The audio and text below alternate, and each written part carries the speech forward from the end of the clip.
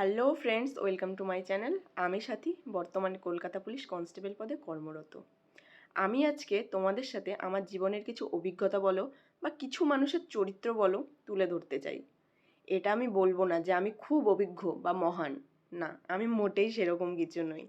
আমি একদমই প্রত্যন্ত গ্রাম থেকে উঠে আসা একটা সাধারণ মেয়ে, যার কাছে কলকাতা মানে একটা স্বপ্ন, যে শুধু বইয়েই পড়েছে, কোনোদিনও কোনো বড় শহরে যায়নি, কলকাতার নামটা বইয়ে পড়েছে, তার কাছে মনে হতো কলকাতা মানে বিশাল ব্যাপার, সেখানে হয়তো আকাশই দেখা যায় না বিল্ডিংয়ের জন্য।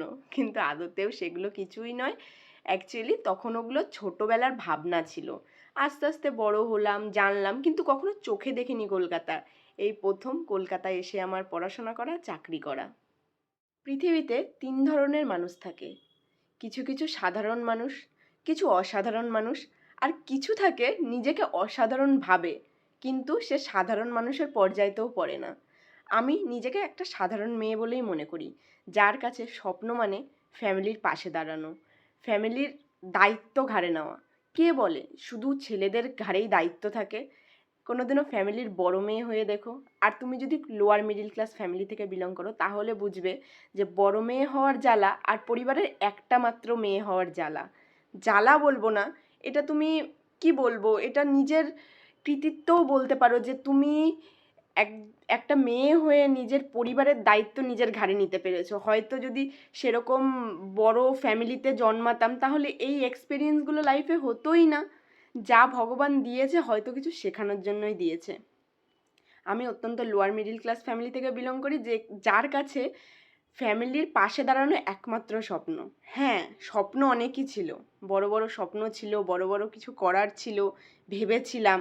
বাট সময়ের সাথে সাথে না সেগুলো হয়তো সব কিছু হয়ে ওঠে না। কিন্তু যেখানে আছি, যেরকম আছি, ভালো আছি। ভগবান আমাকে যেরকম রেখেছে ভালো রেখেছে। আমি পরিবারের পাশে দাঁড়াতে পারছি।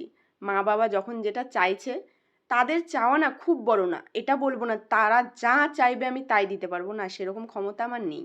আর তাদের, আমার মনে হয় যে তারা না আমার থেকেও বেশি সাধারণ। তাদের কোনো সময় না বড় বড় চাওয়া পাওয়া থাকেই না, বুঝলে তো? তাদের অত্যন্ত ছোট চাওয়া পাওয়া, সেটাও আমাদের কাছে চায় না। আমাদের বুঝে নিতে হয় যে হ্যাঁ, এটা লাগবে। অনেকের মুখেই শুনেছি পরিবারের একমাত্র মেয়ে নাকি বেয়াদব হয়, বেপরোয়া হয়। তাদেরকে বলবো যে কোনো সময় লোয়ার মিডিল ক্লাস ফ্যামিলির একমাত্র মেয়ের জায়গায় নিজেকে রেখে দেখো, তাহলে বুঝবে কর্তব্য কাকে বলে, দায়িত্ব কাকে বলে, টেনশন কাকে বলে। অবশ্য এইসব ভাবনা কোনো সাধারণ বা অসাধারণ মানুষরা ভাবে না। ভাবে কারা বলো তো? ভাবে হচ্ছে অসাধারণের মুখোশ পরা কিছু মানুষজন, যারা নিজেকে প্রচণ্ড অভিজ্ঞ ব্যক্তি বা প্রচণ্ড মহান ব্যক্তি মনে করে, কিন্তু আসলে তারা এক একজন কাপুরুষ আর নিচু মানসিকতার মানুষ।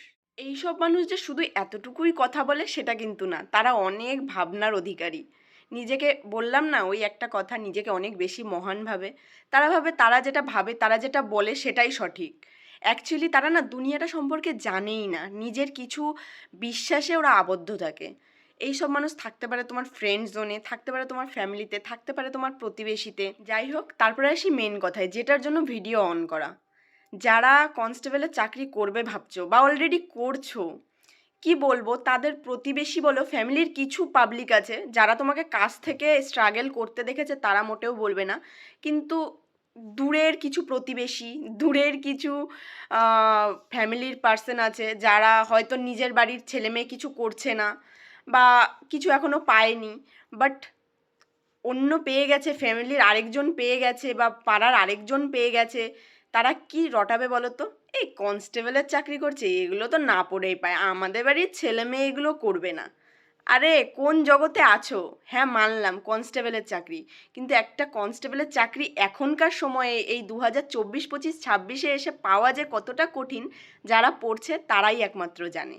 তোমাদের মেয়ে ছেলে করবে না এই চাকরি? বলো না, একবার পেয়ে তারপরে জয়েন লেটারটা হাতে পেয়ে ছেড়ে দিক, দেখবো কেমন পায়। করবে না বলাটা আর পারবে না বলাটার মধ্যে পার্থক্য আছে। এটা আমি বলবো না যে সেন্ট্রালের, অনেকে বলছে সেন্ট্রালের চাকরি, অনেকের কমেন্টে আমি দেখেছি যারা মনে করো মোটামুটি মোটিভেশন ভিডিও দেয় বা যারা কনস্টেবল হয়ে কিছু অন্যকে শেখানোর কথা ভাবে বা শেখায়, তাদের না অনেক নেগেটিভিটির মানে সম্মুখীন হতে হয়। কিছু মানুষ খেয়ে কাজ পাবে না, মোটেও তাদের খেয়ে কাজ থাকে না বলবো। যদি কাজ থাকতো না, নিজের কাজটা করতো আর তাদের মধ্যে থেকে পজিটিভিটি ছড়াতো, এইসব নেগেটিভ কমেন্টও করতো না বা নেগেটিভ কথাও বলতো না। শুধু বাইরের মানুষের কথা বলবো না, নিজের পরিচিত নিজেদের মানুষের মধ্যেও এরকম অনেক মানুষ থাকে যে এরকম ভাবনা ভাবে বা বলে যে একটা সেন্ট্রালের চাকরি পেয়ে দেখা, একটা সিজিএল ক্র্যাক করে দেখা, হ্যাঁ ওটা অনেক কঠিন, আমি জানি ওটা অনেক কঠিন, ওটা কনস্টেবলের থেকে অনেক বেশি হাই লেভেলের পরীক্ষা। কিন্তু কি বলতো, সবার না ওই সময় আর সুযোগটা থাকে না যে অনেক দিন ধরে পড়ে একটা চাকরির পরীক্ষা ক্র্যাক করবে। তাদের কিছু কিছু মানুষের প্রয়োজন থাকে যে যত তাড়াতাড়ি সম্ভব একটা চাকরি পেতে হবে। তো তোমরা যখন এতই জানো, এতই মহান, তোমাদের কাছে কনস্টেবলের চাকরি পোষায়ই না, তাহলে বলো না তোমার ছেলে মেয়েকে বা তোমার নিজের মানুষগুলোকে যে একটা সেন্ট্রালের চাকরি, একটা সিজিএল ক্র্যাক করে দেখাক। নাকি তোমরা শুধু মুখেই বলবে যে না আমাদের বাড়ির ছেলে মেয়ে কনস্টেবলের চাকরি করবে না? করবে না যখন একটা সেন্ট্রালি চাকরি পেয়ে দেখাক না। কেন এ অন্য চাকরির জন্য, হ্যাঁ এসএসসির পরীক্ষা হচ্ছে না, ডাব্লিউবিএসএসসি কোনো পরীক্ষা হচ্ছে না, হচ্ছে তো সেন্ট্রালের পরীক্ষা, দিক না, পাশ করুক না, তারপরে বলবে যে হ্যাঁ ওটা কঠিন পাওয়া, আমাদের ছেলে মেয়ে কনস্টেবলের চাকরি করবে না। শুনুন, আপনাদেরই বলবো যে এইসব নেগেটিভিটি ছড়াবেন না। এই চাকরিটা পাওয়ার জন্য না মানুষে অক্লান্ত পরিশ্রম করছে। আর সব কিছু মুখের কথা না, ওই ঘরে বসে যেই কোশ্চিনটা আপনারা দেখে বলেন সহজ, সেটাই পরীক্ষার হলে বসে দেখবেন। ওই একটা ঘন্টার মধ্যে 100টা কোশ্চিন সলভ করা, তখন বুঝতে পারবেন। এখন অনেকেই বলবে হ্যাঁ আমরা তো কোশ্চিন দেখেছি, একদমই সহজ হয় পরীক্ষা। তোমরা কি এমন পড়াশোনা করেছো যে এত সহজ পরীক্ষাকে তোমরা কঠিন বলছো? তাকেই বলবো যে কমেন্টটা করবে, তুমি না নেক্সট টাইম যখন পরীক্ষা দেবে, প্রত্যেকটা পরীক্ষায় ক্র্যাক করবে, এক্সাম ক্র্যাক করবে, দেন পিএমটি পিএটি পাস করবে, দেন মেন্স পাস করবে, ইন্টারভিউ মেরিট লিস্টের নামটা দেখিয়ে তারপরে তুমি কমেন্টটা করবে। মুখে বড় বড় কথা বলো না, কাজে করে দেখাও, ঠিক আছে? আর একটা জিনিস তোমরা খুব ভালো করে নোটিস করবে, এই সব কমেন্ট কিন্তু ওই বড় বড় পরীক্ষায় পাশ করা ছেলে মেয়ে বা বড় বড় চাকরি করা ছেলে মেয়েরা বলে না, কিন্তু তাদের মুখ থেকে এরকম কথা বেরোবে না। তারা জানে, তারা সব কিছুই বোঝে, ঠিক আছে? তারা এরকম কথা মোটেও বলবে না। বলবে কারা বলো তো? যারা নিজে কিছু করে না। তো তোমাদের বলবো এইসব বাইরের মানুষের কথায় কান দেবে না, এইসব নেগেটিভিটিতে কান দেবে না, নিজের গা ভাসিয়ে দেবে না। নিজের যেটা স্বপ্ন, তোমার যদি স্বপ্ন হয়, তোমার যদি দরকার হয় একটা কনস্টেবলের চাকরি, তুমি সেটা পাওয়ার জন্য উঠে পড়ে লাগবে। সেটার জন্য মানুষে কি বলল, 2-4টা মানুষ কি বলল, সেটার দিকে একদমই কান দেবে না। কারণ মানুষ তোমাকে বলবে, তুমি ভালো কাজ করো, যতই ভালো কাজ করো, মানুষ তার মধ্যে খারাপ কিছু খুঁজে বের করবেই। তোমার 2 টাকা লাগুক, কেউ দিয়ে সাহায্য করবে না। তোমার একটা হেল্প লাগুক, তোমার ফ্যামিলির পাশে কাউকে দাঁড়াতে হোক, কেউ করবে না। তোমার ফ্যামিলির পাশে তোমাকেই দাঁড়াতে হবে। তোমাকে তোমার মা বাবার ওষুধের খরচা নিজেকেই উঠাতে হবে। যখন মা বাবার বয়স হবে, তাদের দায়িত্ব নিজের ঘাড়ে নিতে হবে। তো তোমরা যদি এইসব মানুষের কথায় কান দাও আর ভাবো যে না করব না, অনেকের ফ্যামিলি সাপোর্টেড হয় না, তাদেরকে বলবো যে নিজের ছেলে মেয়েদের আগে ইন্ডিপেন্ডেন্স করো, ঠিক আছে? ওই সব সাপোর্ট করব না, এই চাকরি করতে দেবো না, ওই চাকরি করতে দেবো না, এটা করো না। কারণ এখন চাকরি পাওয়াটা, সরকারি সাপোর্ট পাওয়াটা খুবই জরুরি। আর যাদের বড় বড় স্বপ্ন আছে, তাদের বলবো তোমাদের যদি সুযোগ থাকে, ওই বড় স্বপ্নটা পূরণ করার জন্য না উঠে পড়ে লাগো, ঠিক আছে? তোমার মতো অনেকের কপাল হয় না যে স্বপ্ন পূরণ করার জন্য সুযোগ সুবিধা পাবে। তুমি যদি সেই সুযোগ সুবিধা পাও, তুমি যদি সেই সময় পাও, তুমি বড় বড় চাকরিগুলোর পেছনে খাটো, ঠিক আছে? বড় বড় চাকরি, বড় বড় স্বপ্ন, সব কিছু পাওয়াটা কি বলবো কঠিন ব্যাপারই, কিন্তু চেষ্টা করলে কোনো কিছুই কঠিন না।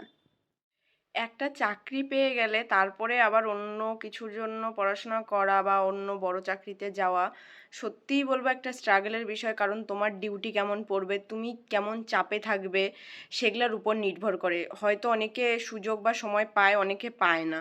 তো বলবো তোমার যদি সময় বা সুযোগ থাকে, তুমি এখন থেকেই ওই বড় তোমার স্বপ্নের পিছনে ছুটতে থাকো, অবশ্যই তুমি সাকসেস হবে। আর অনেকে এটা বলবে তুমি এত জ্ঞান দিচ্ছ, কি এমন বুঝেছো, কি এমন দেখেছো? শোনো, কোনো অভিজ্ঞ ব্যক্তি আমি না, আমি আবারও বলছি।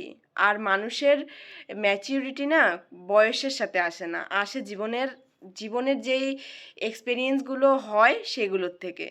তো বয়স ম্যাটার করে না ম্যাচুরিটির ক্ষেত্রে। আর আমি একটা কনস্টেবল হয়ে তোমাকে জ্ঞান দিচ্ছি এটাও তুমি মোটেও ভেবো না, কারণ এটা মাথায় রাখবে যে একটা টিচারের কাছে যখন একটা স্টুডেন্ট পড়ে চাকরি পায়, সেই টিচারটা যে সবসময় যে সেও নিজে কিছু চাকরি পেয়েছে এটা নাও হতে পারে। সে যদিও বা ফেল করে, সে জানে যে কোন কোন বিষয়গুলোর ক্ষেত্রে গাফিলতি দিলে স্টুডেন্টরা ফেল করবে। সে ফেল করেছে, সে জানে, সে তোমাকে সঠিক গাইডেন্সটা দিতে পারবে। তো এটা ভাববে না মোটেও যে একটা ছোট চাকরি করে মানুষ জ্ঞান দিচ্ছে। জ্ঞান জিনিসটাই এমন যে তুমি যদি সেটাকে ভালো মতো নিতে পারো, পজিটিভভাবে নিতে পারো, তোমার অনেক কাজেই লাগবে। তো কোনো কিছুকেই ছোট করবে না, কোনো কাউকেই ছোট ভাববে না। যে কোনো কারোর দুটো কথা যদি তোমার কাজে লাগে সেটা তুমি কাজে লাগাবে।